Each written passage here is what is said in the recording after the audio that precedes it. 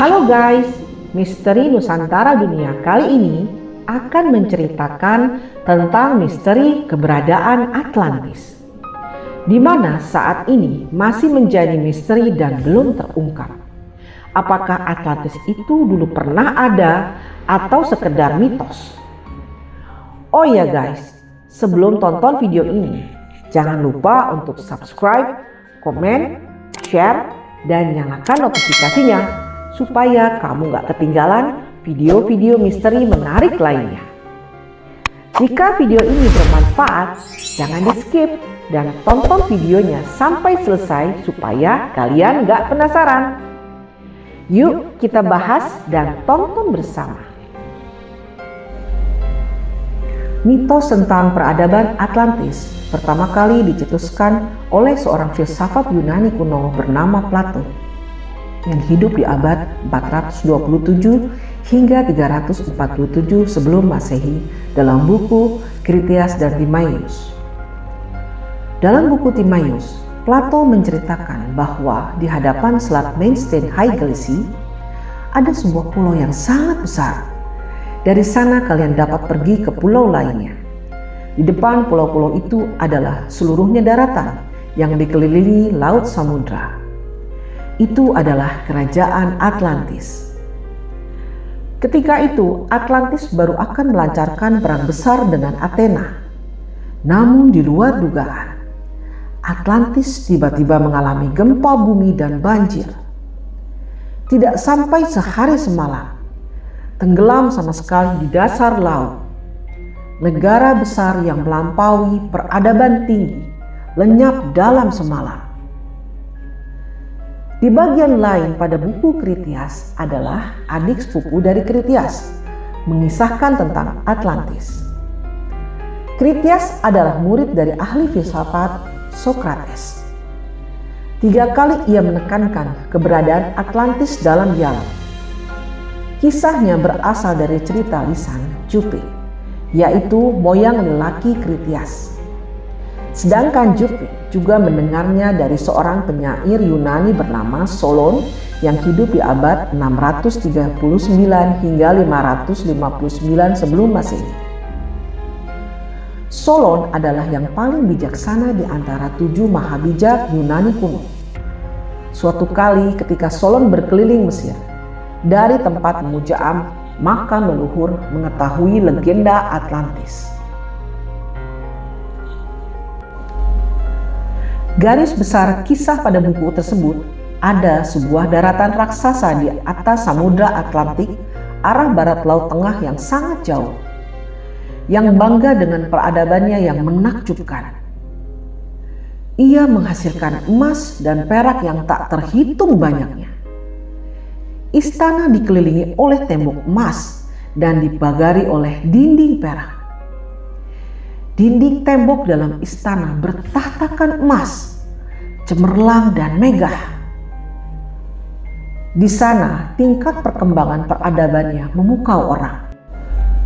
Memiliki pelabuhan dan kapal dengan perlengkapan yang sempurna, juga ada benda yang bisa membawa orang terbang. Kekuasaannya tidak hanya terbatas di Eropa, bahkan jauh sampai daratan Afrika. Setelah dilanda gempa dahsyat, tenggelamlah ia ke dasar laut beserta peradabannya, juga hilang dalam ingatan orang-orang. Jika dibaca dari sepenggal kisah di atas, maka kita akan berpikiran bahwa Atlantis merupakan sebuah peradaban yang sangat memukau. Dengan teknologi dan ilmu pengetahuan pada waktu itu sudah menjadikannya sebuah bangsa yang besar dan mempunyai kehidupan yang makmur. Tapi kemudian saya mempunyai pertanyaan. Apakah itu hanya sebuah cerita untuk pengantar tidur pada zamannya Plato? Atau memang Plato mempunyai bukti-bukti kuat dan otentik bahwa Atlantis itu benar-benar pernah ada dalam kehidupan di bumi ini? Terdapat beberapa catatan tentang usaha para ilmuwan dan orang-orang dalam pencarian untuk membuktikan bahwa Atlantis itu benar-benar pernah ada.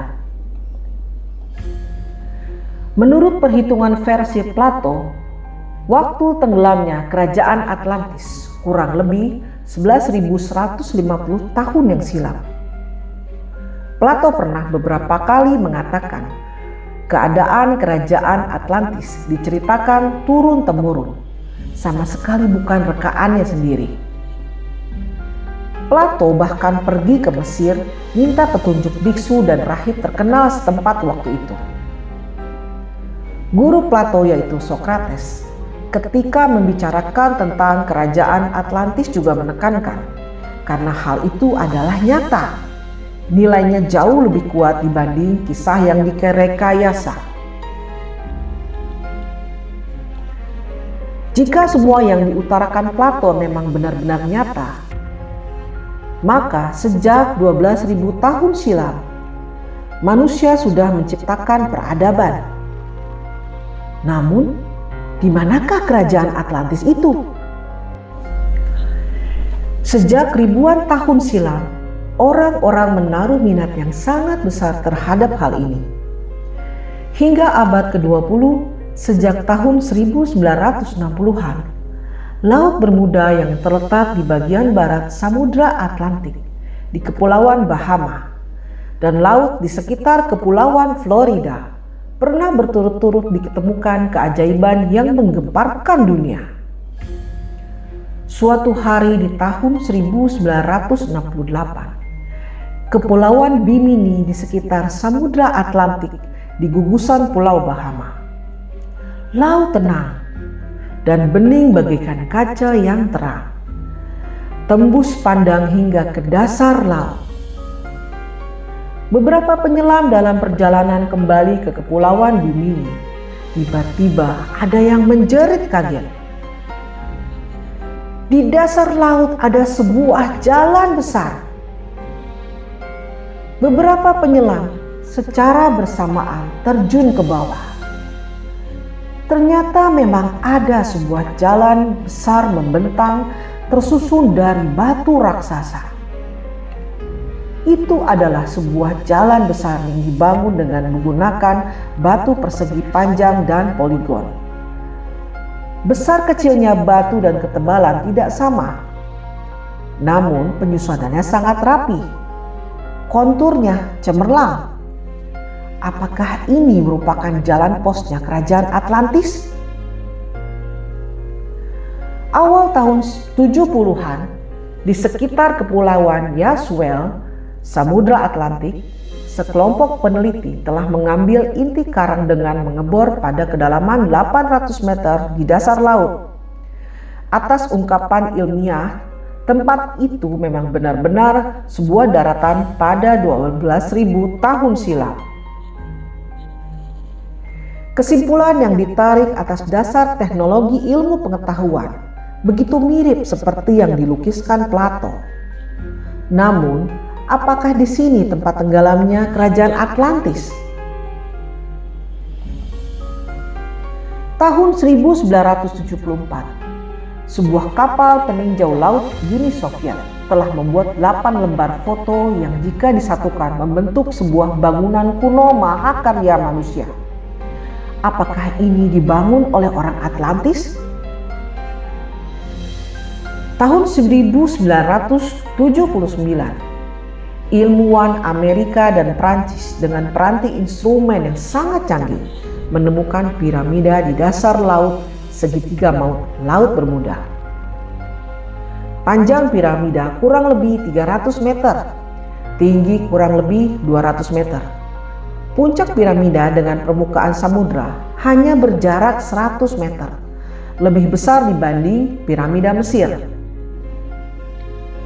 Bagian bawah piramida terdapat 2 lubang raksasa. Air laut dengan kecepatan yang menakjubkan mengalir di dasar lubang. Piramida besar ini apakah dibangun oleh orang-orang Atlantis? Pasukan kerajaan Atlant pernah menaklukkan Mesir. Apakah orang Atlantis membawa peradaban piramida ke Mesir? Benua Amerika juga terdapat piramida. Apakah berasal dari Mesir atau berasal dari kerajaan Atlantis? Tahun 1985, dua kelasi Norwegia menemukan sebuah kota kuno di bawah area laut segitiga maut. Pada foto yang dibuat oleh mereka berdua, ada dataran, jalan besar vertikal dan horizontal, serta lorong, rumah beratap kubah, gelanggang aduan binatang, kuil, bantaran sungai, dan lain-lain.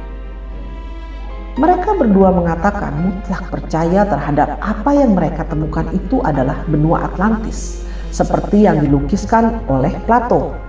Benarkah itu?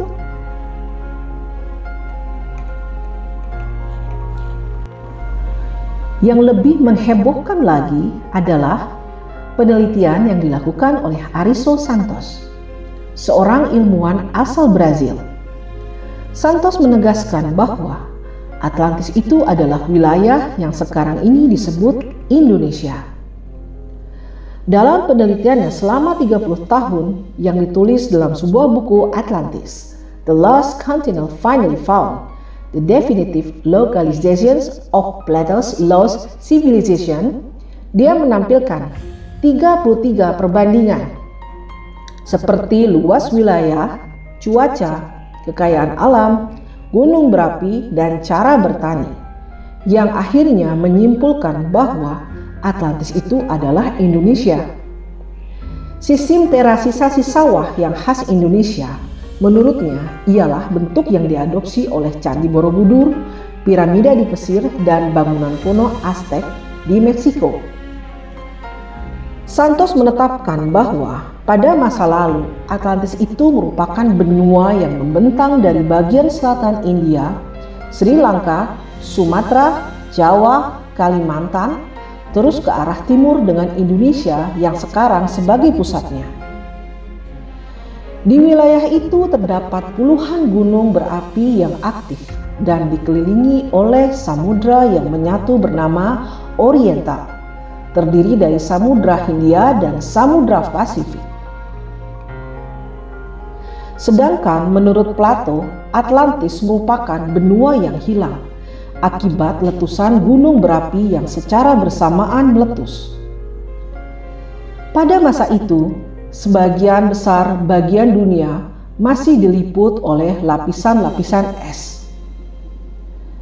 Dengan meletusnya berpuluh-puluh gunung berapi secara bersamaan yang sebagian besar terletak di wilayah Indonesia dulu, maka tenggelamlah sebagian benua dan diliput oleh air asal dari es yang mencair.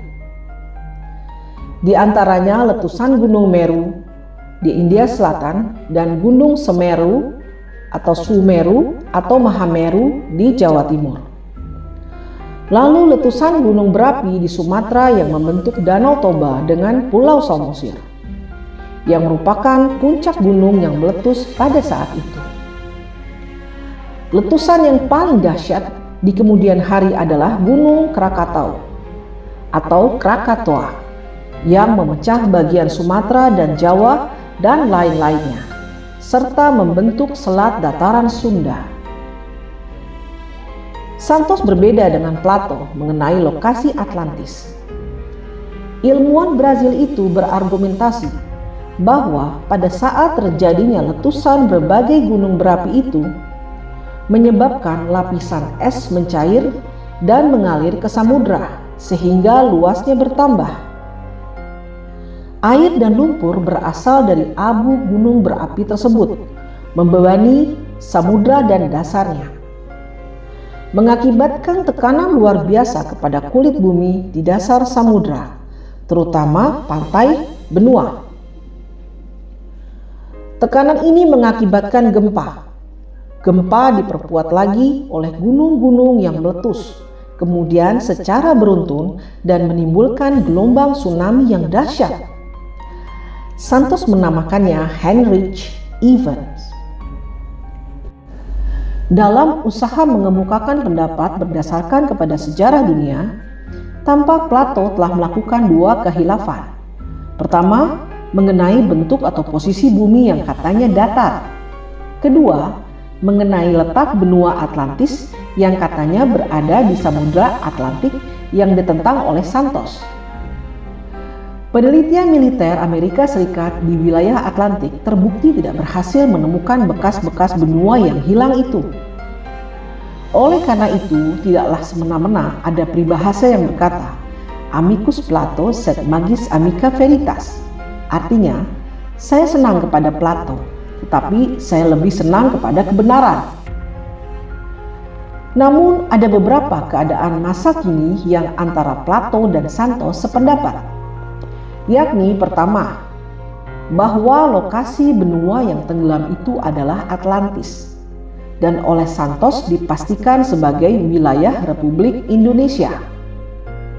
Kedua, jumlah atau panjangnya mata rantai gunung berapi di Indonesia diantaranya ialah Kerinci, Talang, Krakatoa atau Krakatau, Malabar, Galunggung, Pangrango, Merapi, Merbabu, Semeru, Bromo, Agung, dan Rinjani.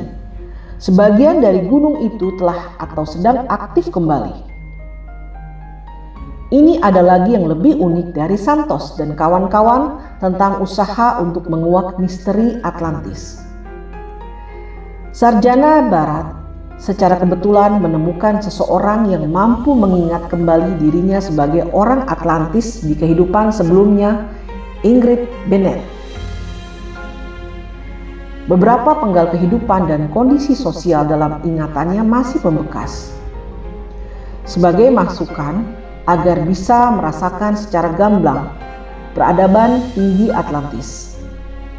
Dan yang terpenting adalah memberikan kita petunjuk tentang mengapa Atlantis musnah. Di bawah ini adalah ingatan Ingrid Bennett. Pertama, kehidupan yang dipenuhi kecerdasan. Dalam kehidupan sebelumnya di Atlantis, Ingrid Bennett adalah seorang yang berpengetahuan luas. Dipromosikan sebagai kepala energi wanita pelindung kristal atau setara dengan seorang kepala pabrik pembangkit listrik sekarang. Pusat energi ini letaknya pada sebuah ruang luas yang bangunannya beratap lengkung. Lantainya dari pasir dan batu tembok. Di tengah-tengah kamar sebuah kristal raksasa diletakkan di atas alas dasar hitam.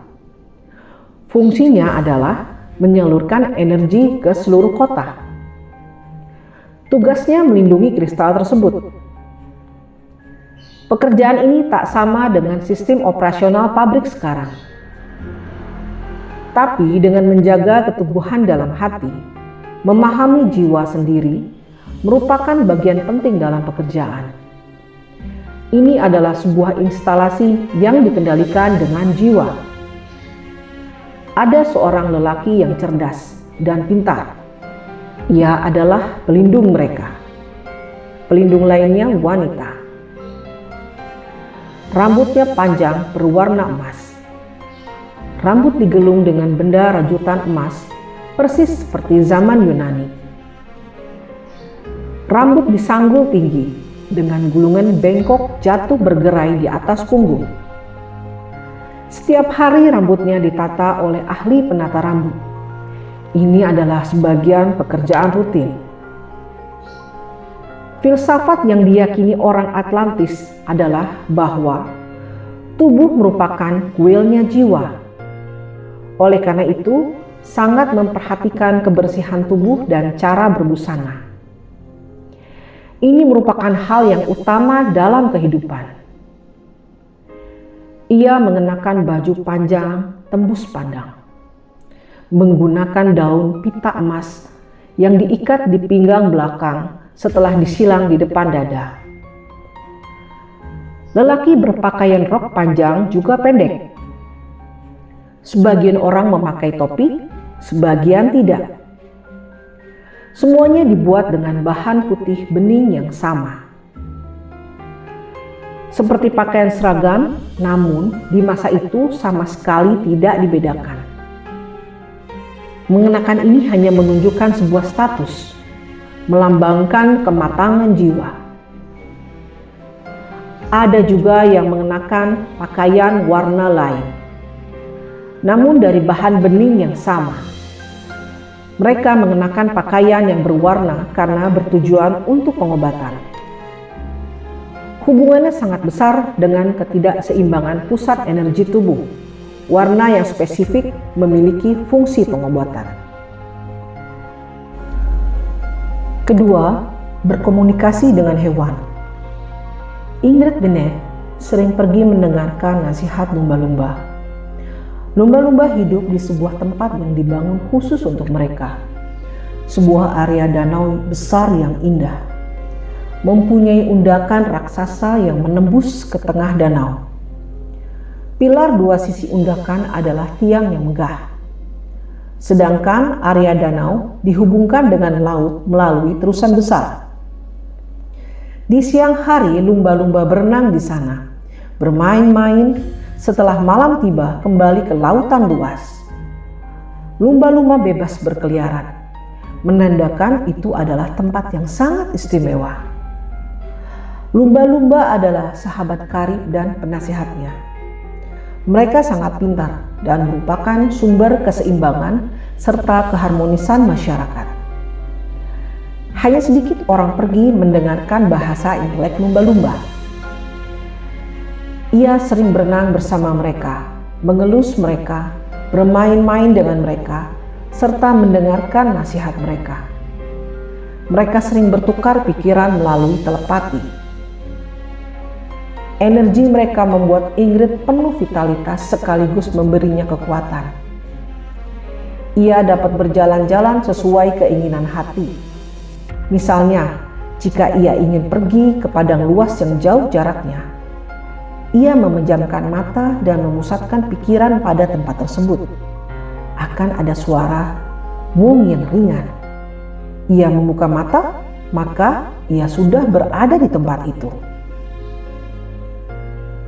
Ingrid Bennett paling suka bersama dengan unicorn atau kuda terbang. Mereka sama seperti kuda makan rumput di padang belantara. Unicorn memiliki sebuah tanduk di atas kepalanya. Sama seperti ikan lumba-lumba, mereka kontak lewat hubungan telepati. Secara relatif, pikiran unicorn sangat polos. Mereka sering bertukar pikiran. Misalnya, saat Ingrid berkata, "Aku ingin berlari cepat," unicorn akan menjawab, "Baiklah." Mereka lari bersama. Rambutnya berterbangan, tertiup angin. Jiwa mereka begitu tenang, damai, menimbulkan rasa hormat. Unicorn tidak pernah melukai siapapun, apalagi mempunyai pikiran atau maksud jahat ketika menemui tantangan, sekalipun akan tetap demikian. Ingrid seringkali merasa sedih pada orang zaman sekarang, sebab sama sekali tidak percaya dengan keberadaan hewan ini.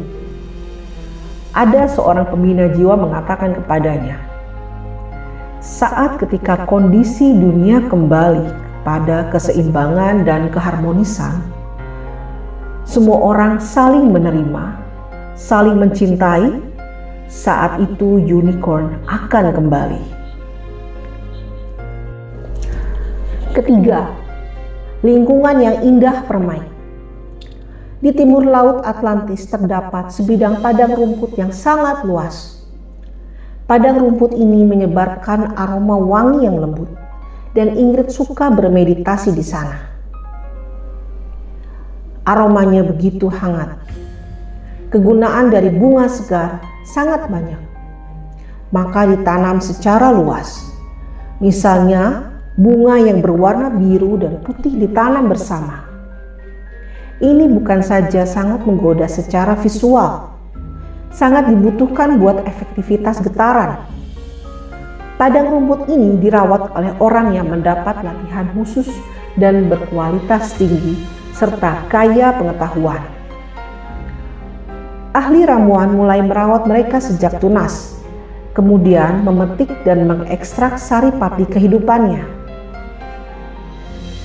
Di lingkungan kerja di Atlantis, jarang ada yang berposisi rendah. Serendah apapun pekerjaannya, tetap dipandang sebagai anggota penting di dalam masyarakat. Masyarakat terbiasa dengan menghormati dan memuji kemampuan orang lain. Yang menanam buah, sayur mayur, dan penanam jenis kacang-kacangan juga hidup di timur laut. Sebagian besar adalah ahli botani, ahli gizi, dan pakar makanan lainnya. Mereka bertanggung jawab menyediakan makanan bagi segenap peradaban saat itu. Sebagian besar orang ditetapkan sebagai pekerja fisik, misalnya tukang kebun dan tukang bangunan. Hal itu akan membuat kondisi tubuh mereka tetap stabil. Sebagian kecil dari mereka mempunyai kecerdasan, pengaturan pekerjaan disesuaikan dengan tingkat perkembangan kecerdasan mereka. Orang Atlantis menganggap bahwa pekerjaan fisik lebih bermanfaat. Ini membuat emosi perasaan mereka mendapat keseimbangan, marah dan suasana hati saat depresi dapat diarahkan secara konstruktif. Lagi pula, tubuh manusia terlahir untuk pekerjaan fisik. Hal tersebut telah dibuktikan. Namun, selalu ada pengecualian. Misalnya, lelaki yang kewanitaan atau sebaliknya.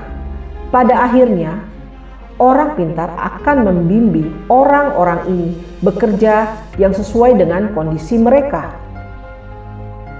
Setiap orang akan menuju ke kecerdasan, berperan sebagai tokoh sendiri. Semua ini merupakan hal yang paling mendasar. Seluruh kehidupan Atlantis merupakan himpunan keharmonisan yang tak terikat secara universal bagi tumbuh-tumbuhan, mineral, hewan, dan sayur mayur. Setiap orang merupakan partikel bagiannya. Setiap orang tahu bahwa pengabdian mereka sangat dibutuhkan. Di Atlantis tidak ada sistem keuangan, hanya ada aktivitas perdagangan. Mereka tidak pernah membawa dompet atau kunci dan sejenisnya. Jarang ada keserakahan atau kedengkian. Yang ada hanya kebulatan tekad. Keempat, teknologi yang tinggi. Di Atlantis ada sarana terbang yang modelnya mirip piring terbang atau UFO. Mereka menggunakan medan magnet mengendalikan energi perputaran dan pendaratan.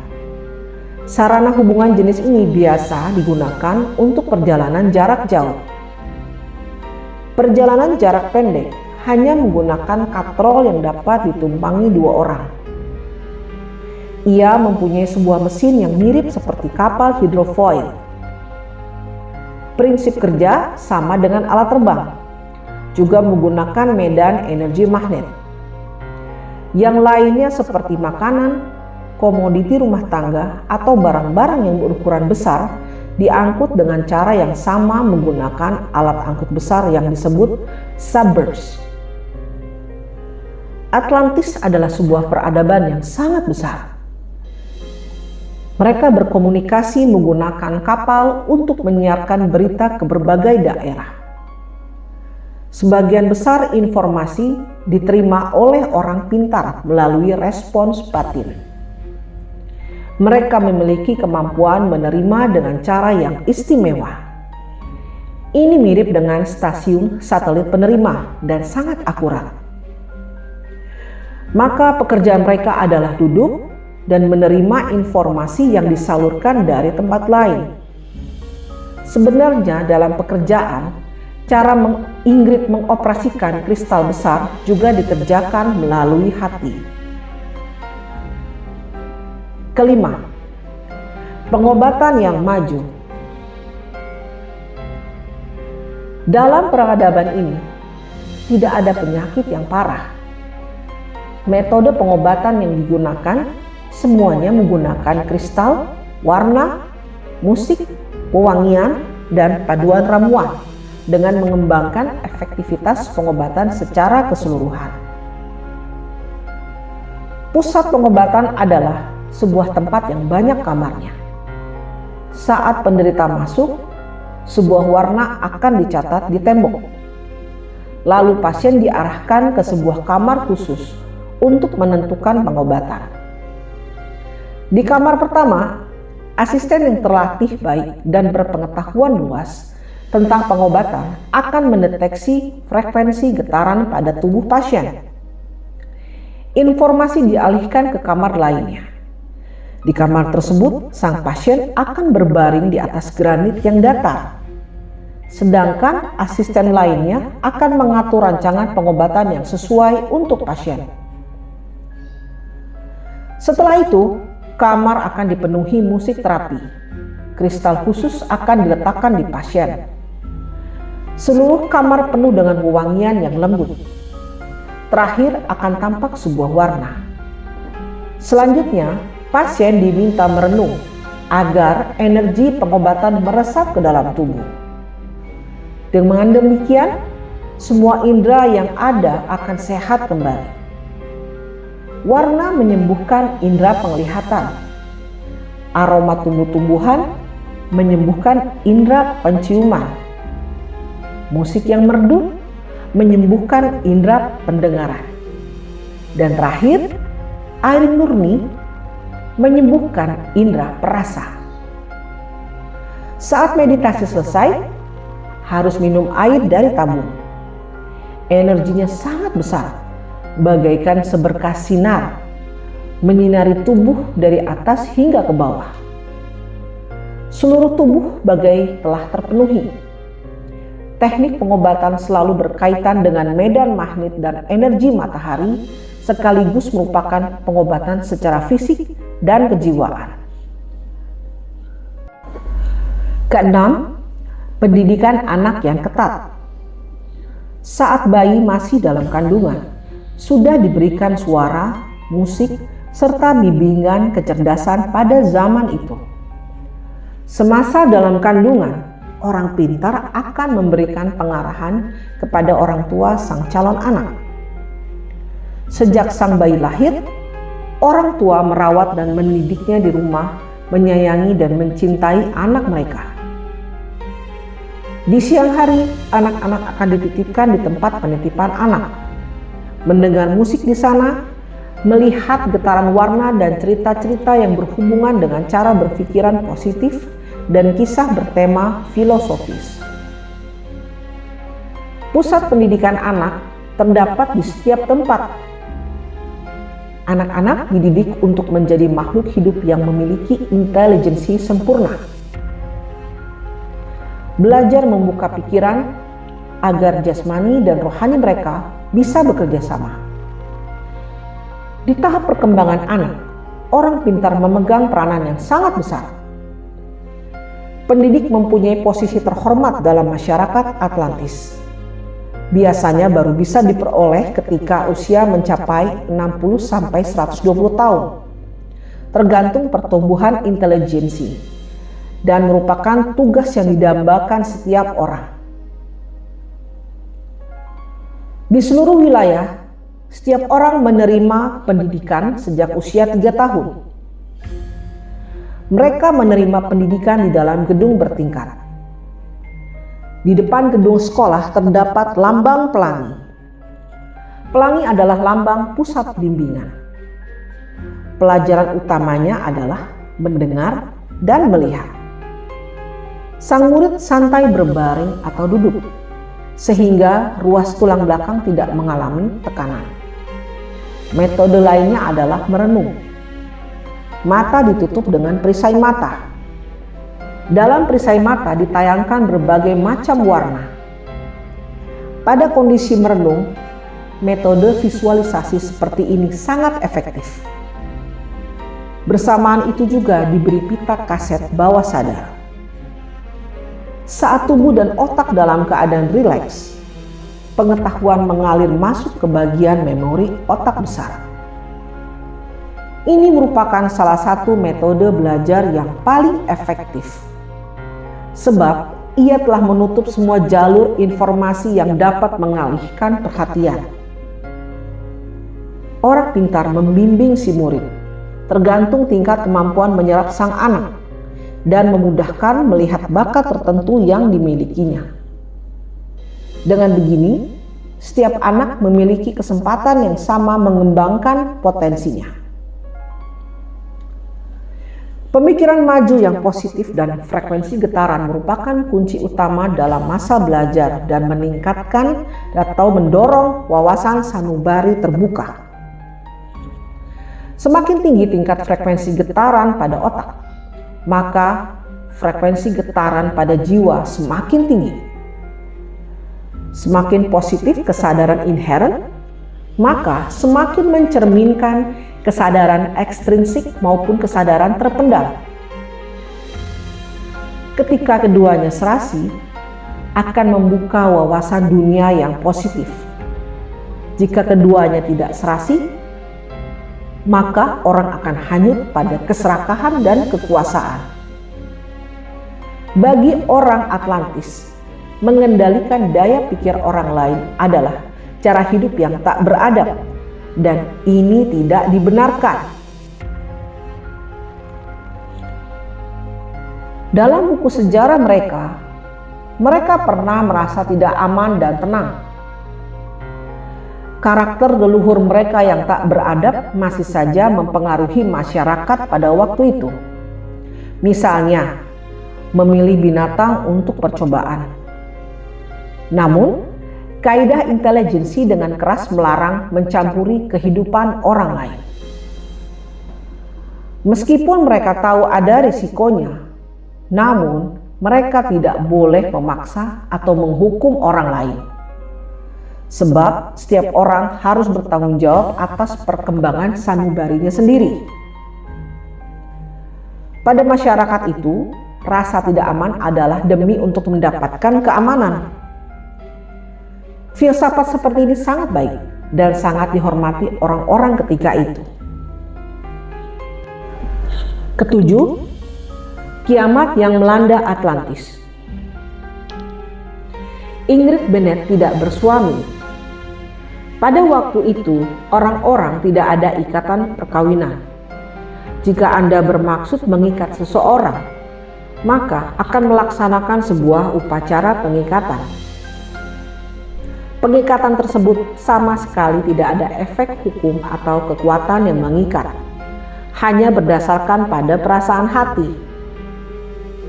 Kehidupan seks orang Atlantis sangat dinamis untuk mempertahankan kesehatan. Ingrid memutuskan hidup bersamanya berdasarkan kesan akan seks, intelijensi, dan daya tarik. Di masa itu, seks merupakan sebuah bagian penting dalam kehidupan. Seks sama pentingnya dengan makan atau tidur. Ini adalah bagian dari keberadaan hidup secara keseluruhan. Lagi pula, tubuh mereka secara fisik tidak menampakkan usia mereka. Umumnya, mereka dapat hidup hingga berusia 200 tahun lamanya. Ada juga yang orang berhubungan seks dengan hewan atau dengan setengah manusia separuh hewan. Misalnya, tubuh seekor kuda yang berkepala manusia. Di saat itu, orang Atlantis dapat mengadakan transplantasi kawin silang demi keharmonisan manusia dan hewan pada alam. Namun, sebagian orang melupakan hal ini. Titik tolak tujuan mereka adalah seks. Orang yang sadar mengetahui bahwa ini akan mengakibatkan ketidakseimbangan pada masyarakat mereka. Orang-orang sangat cemas dan takut terhadap hal ini, tetapi tidak ada tindakan preventif. Ini sangat besar hubungannya dengan keyakinan mereka. Manusia memiliki kebebasan untuk memilih, dan seseorang tidak boleh mengganggu pertumbuhan intelijensi orang lain. Orang yang memiliki hewan sebagai lawan main biasanya kehilangan keseimbangan pada jiwanya dan dianggap tidak matang. Kedelapan, teknologi maju yang lalim. Pada masa kehidupan Ingrid Bennett, mereka tahu Atlantis telah sampai di penghujung ajal. Di antara mereka ada sebagian orang yang tahu akan hal ini. Namun, adalah sebagian besar orang sengaja mengabaikannya atau tidak tertarik terhadap hal ini. Unsur material telah kehilangan keseimbangan. Teknologi sangat maju. Misalnya, polusi udara dimurnikan, suhu udara disesuaikan. Majunya teknologi hingga mereka mulai mengubah komposisi udara dan air. Yang terakhir ini menyebabkan kehancuran Atlantis. 4 unsur pokok yakni angin, air, api, dan tanah adalah yang paling fundamental dari galaksi dan bumi ini. Basis material yang paling stabil. Mencoba menyatukan atau mengubah unsur pokok ini telah melanggar hukum alam. Ilmuwan bekerja dan hidup di bagian barat Atlantis.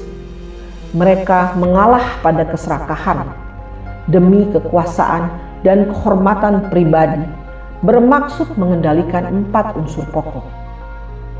Kini alam tahu, hal ini telah mengakibatkan kehancuran total. Mereka mengira dirinya di atas orang lain. Mereka berkhayal sebagai tokoh Tuhan, ingin mengendalikan unsur pokok dasar pada bintang tersebut.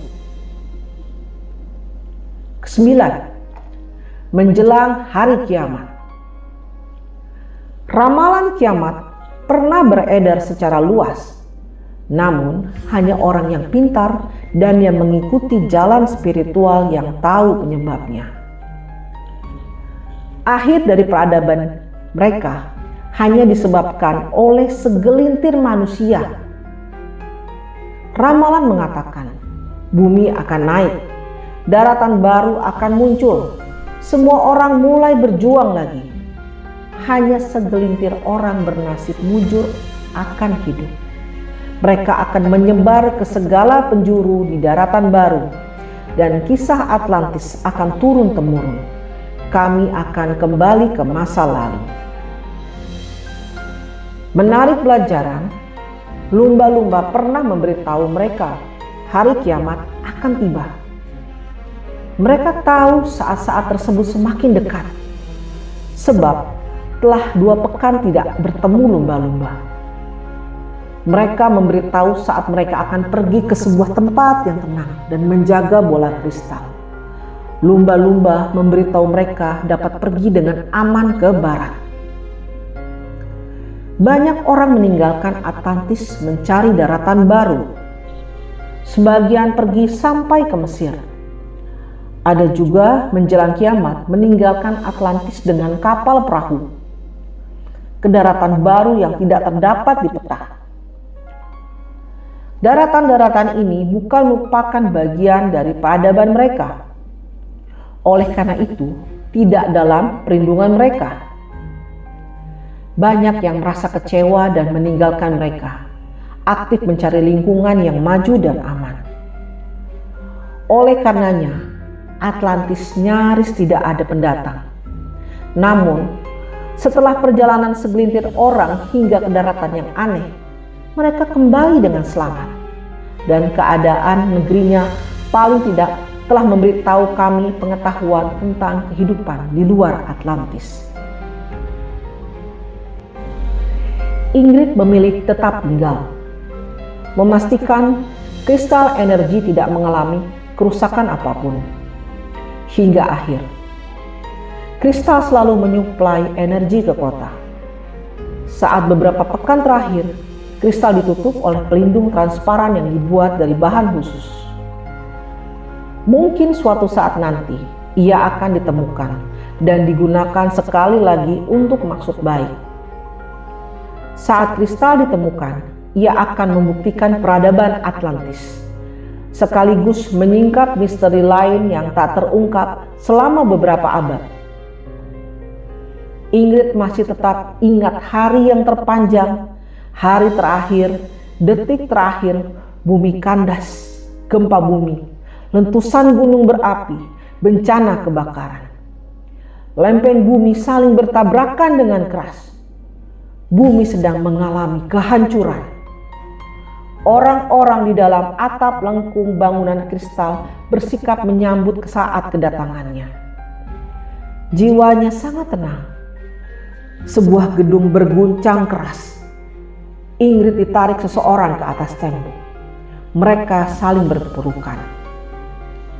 Ingrid berharap bisa segera mati. Di langit asap tebal bergulung-gulung.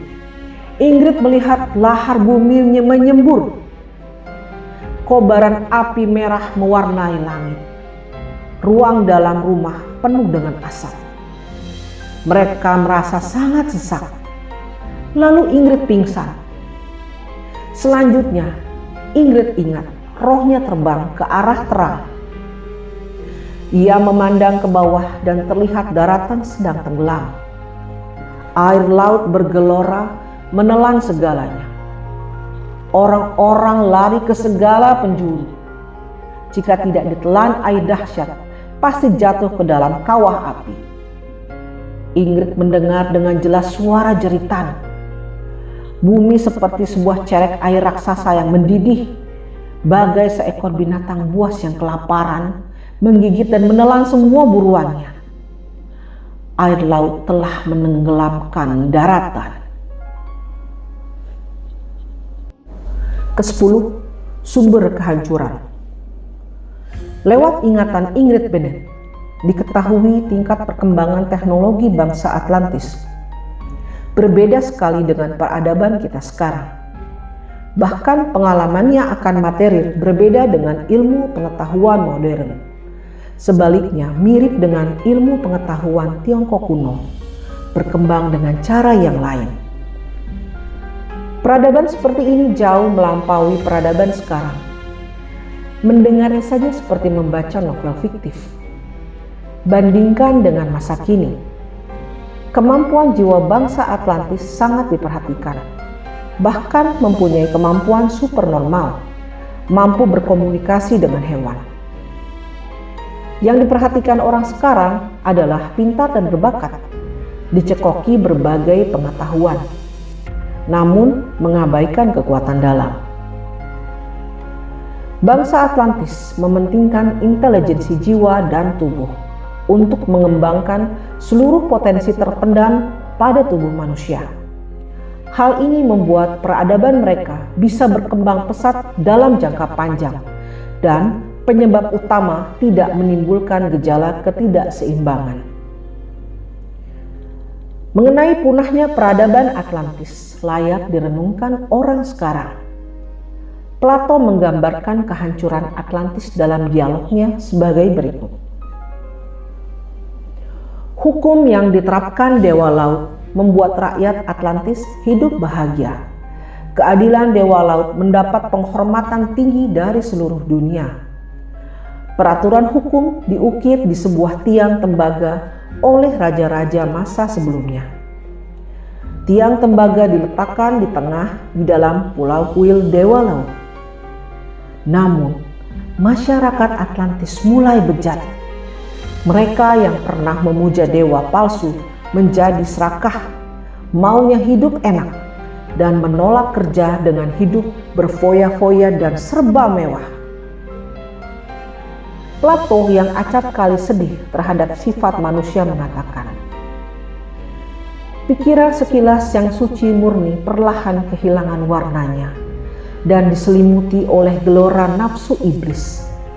Maka orang-orang Atlantis yang layak menikmati keberuntungan besar itu mulai melakukan perbuatan tak senonoh. Orang yang arif dapat melihat akhlak bangsa Atlantis yang makin hari makin merosot. Kebajikan mereka yang alamiah perlahan-lahan hilang. Tapi orang-orang awam yang buta itu malah dirasuki nafsu. Tak dapat membedakan benar atau salah. Masih tetap gembira. Dikiranya semua atas karunia Tuhan. Hancurnya peradaban disebabkan oleh segelintir manusia. Banyak yang tahu sebabnya. Akan tetapi, sebagian besar orang mengabaikannya. Maka timbul kelongsoran besar, dalam akhlak dan tidak dapat tertolong. Maka sejumlah kecil orang berbuat kesalahan tidak begitu menakutkan. Yang menakutkan adalah ketika sebagian besar orang mengabaikan kesalahan hingga membiarkan perubahan, selanjutnya diam-diam menyetujui kejahatan. Tidak dapat membedakan benar dan salah. Kabar terhadap kesalahan mengakibatkan kesenjangan sifat manusia. Moral masyarakat merosot dahsyat, mendorong peradaban ke jalan buntu. Kita sebagai orang modern dapatlah menjadikan sejarah sebagai cermin pelajaran, merenungi kembali ilmu yang kita kembangkan, yang mengenal kehidupan hanya berdasarkan pengenalan yang objektif terhadap dunia materi yang nyata, dan mengabaikan hakikat kehidupan dalam jiwa. Makna kehidupan sejati berangsur menjadi bisnis memenuhi nafsu material, seperti ilmuwan Atlantis. Segelintir orang tunduk pada keserakahan, tidak mempertahankan kebenaran demi kekuasaan dan kemuliaan, mengembangkan teknologi yang salah, merusak lingkungan hidup. Apakah kita sedang berbuat kesalahan yang sama? Mari kita renungkan bersama dari cerita ini. Semoga bisa diambil pembelajaran dan manfaatnya. Sekian, terima kasih.